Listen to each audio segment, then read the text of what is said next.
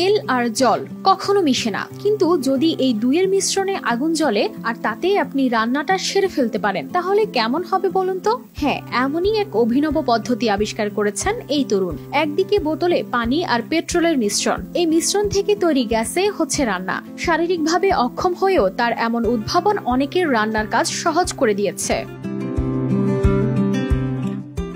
নাইজেরিয়ার এই তরুণের নাম মোহাম্মদ আয়াতু। তিনি একটি হুইল চেয়ারে বসে কাজ করেন। তার উদ্ভাবিত ওয়াটার কুকারের প্রক্রিয়া দেখতে কিছুটা জটিল মনে হলেও এর মূলে রয়েছে সাধারণ বিজ্ঞান। প্লাস্টিকের বোতলে পানি আর পেট্রোল মিশিয়ে তিনি তাতে বিদ্যুৎ প্রবাহিত করেন। এই পদ্ধতিতে তৈরি হয় উচ্চ চাপের গ্যাস, যা পরে মেটাল বার্নারের মাধ্যমে জ্বালানো হয়। আর এতে তৈরি হয় এমন একটি শিখা যা দিয়ে সহজেই রান্না করা যায়।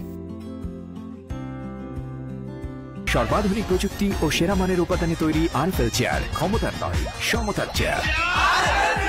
পেট্রোল নিজেই দাহ্য পদার্থ, তবে এখানে পানি আসলে তাপমাত্রা নিয়ন্ত্রণকারী উপাদান হিসেবে কাজ করে, যাতে মিশ্রণটি খুব দ্রুত জ্বলে না ওঠে বা বিস্ফোরণ না ঘটে। তবে এই ওয়াটার কুকারের সবচেয়ে বড় বিশেষত্ব হলো এর সহজলভ্যতা, সাশ্রয়িতা এবং সৃষ্টিশীলতা। স্থানীয়ভাবে সহজে পাওয়া উপাদান দিয়ে তৈরি এই যন্ত্রটি অনেক কম খরচে রান্নার সুবিধা দেয়।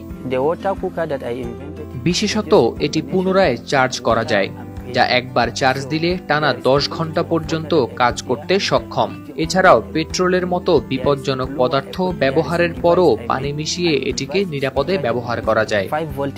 আয়াতুর জীবন সংগ্রাম এখানেই থেমে নেই। 2016 সালে এক দুর্ঘটনার পর থেকে তিনি চিরস্থায়ীভাবে শারীরিকভাবে অক্ষম হয়ে যান। তবে এই দুর্যোগ তাকে দমাতে পারেনি। তিনি শুধু এই ওয়াটার কুকার নয়, এমন একটি রিচার্জেবল ফ্যান তৈরি করেছেন যা মাত্র 2 ঘন্টা চার্জে 12 ঘন্টা পর্যন্ত শীতল বাতাস দেয়। তাছাড়া তিনি একটি রিচার্জেবল পানির হিটারও উদ্ভাবন করেছেন, যা তার পরিবার 6 মাস ধরে কোনো সমস্যাবিহীনভাবে ব্যবহার করছে।